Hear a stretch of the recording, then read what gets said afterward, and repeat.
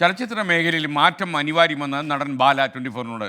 തെറ്റ് ചെയ്തവർ ശിക്ഷിക്കപ്പെടണം. നിയമ നടപടികൾ വൈകുന്നത് സർക്കാരിൻ്റെ പരാജയമാണ്. അമ്മ സംഘടനയെ ഒന്നടങ്കം കരിവാരി തേക്കരുതെന്ന് നടൻ ബാല 24നോട് പറഞ്ഞു.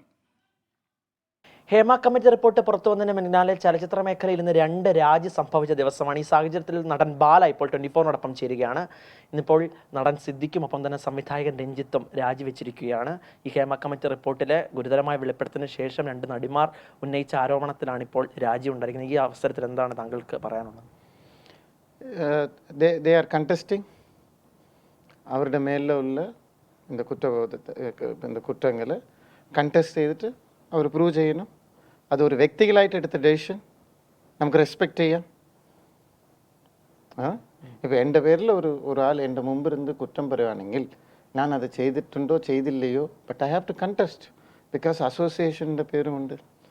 ബട്ട് ഇത് വ്യക്തികളുടെ പ്രശ്നം. അസോസിയേഷൻ പേരെടുത്ത് അസോസിയേഷനെ കുത്തരുത്. ഇതാണ് എൻ്റെ ഒരു റിക്വസ്റ്റ്. അമ്മ അസോസിയേഷൻ എന്ന് പറയുന്നതിൽ കുറേ നല്ല കാര്യങ്ങളുണ്ട്. ചില വ്യക്തികൾക്ക് ഒരു തെറ്റുകൾ സംഭവിക്കുമ്പോൾ ഒരു വലിയ ഒരു അസോസിയേഷനെ നിങ്ങൾ കുത്തിപ്പറഞ്ഞാൽ പാവപ്പെട്ടവർ എത്ര നടന്മാരും നടിമാരും വരുമാനം ഇല്ലാണ്ട്, ഇതേ സിനിമയിലെ വരുമാനം ഇല്ലാണ്ട് ഈ അസോസിയേഷന് ബിലീവ് ചെയ്ത് നിൽക്കുന്നവർ എത്ര പേരുണ്ട്.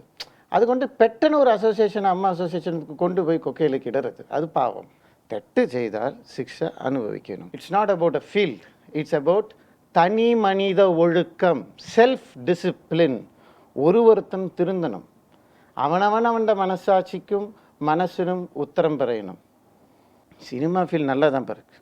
പ്രശസ്തി വച്ചിട്ട് ആക്രമിക്കാൻ നോക്കുമ്പോൾ വഴഞ്ഞു കൊടുത്താലും ചോദിക്കുന്നതും തെറ്റ്, അതിനു വേണ്ടി വഴഞ്ഞു കൊടുത്താലും തെറ്റ്. ഇഷ്ടപ്പെട്ടാൽ പോയിക്കോ. നീ നാനും കമൻ്റ് അടിக்கிறதுக்கு യാതൊരു റൈറ്റ്സും ഇല്ല. രണ്ടുപേർക്ക് ഇഷ്ടമാണെങ്കിൽ അത് അവരുടെ റൈറ്റ്സ്.